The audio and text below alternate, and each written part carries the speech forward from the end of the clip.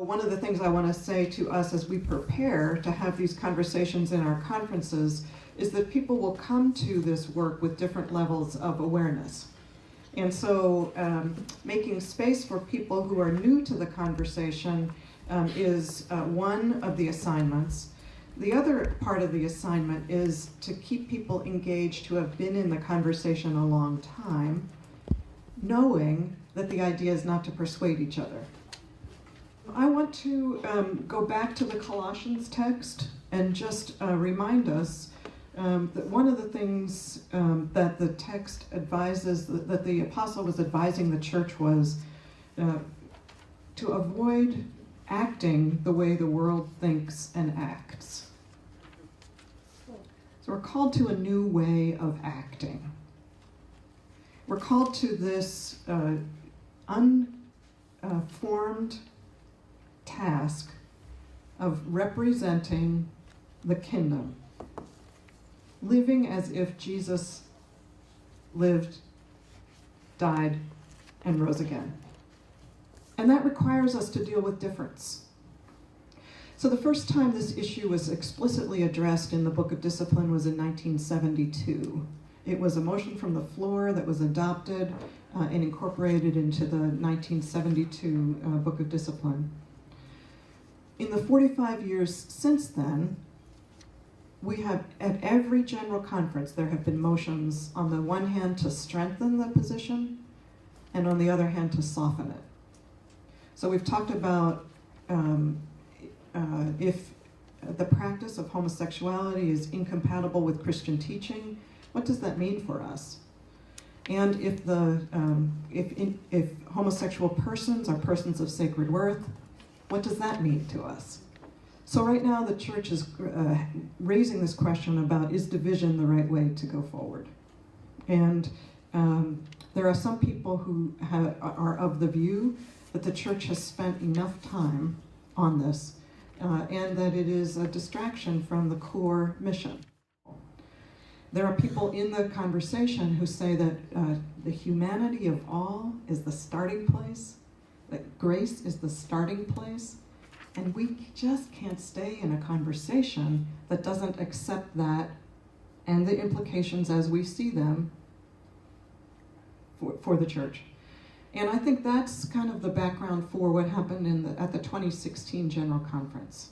There was a lot of anxiety about how the church was going to proceed on this matter, and finally from the floor came a resolution to ask the bishops to take this back, to talk to each other, and to find a way to offer the church leadership. The commission was formed to clearly give representation to different points of view. So it includes people who are very active across the spectrum of the conversation. They have a commitment to seeing if they can provide a space where people with contradictory convictions can flourish. What would it look like? They've said things like it may mean that there's multiple books of discipline. Okay? The church should be dynamic, flexible, and contextual.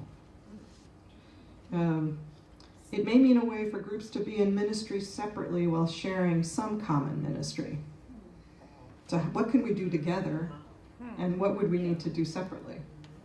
They have been speculating about whether there is a way that we could manifest unity but still have separate affiliations. So would it be a federation of viewpoints? Would it be a church with multiple branches? How much separation is required for flourishing? And how much unity can we invest in? 3 different possibilities were laid out for the council. And you can see these, you don't need to take notes, but I just want to say them in the room so that you have them in your minds. One is something like the current stance in the Book of Discipline with enhanced emphasis on accountability. That's one way the church could go. Another would be to remove the restrictive language. Explicitly, I take it, allow contextualization, but also find a way to honor people with convictions that wouldn't allow them to celebrate a same-sex marriage or other things.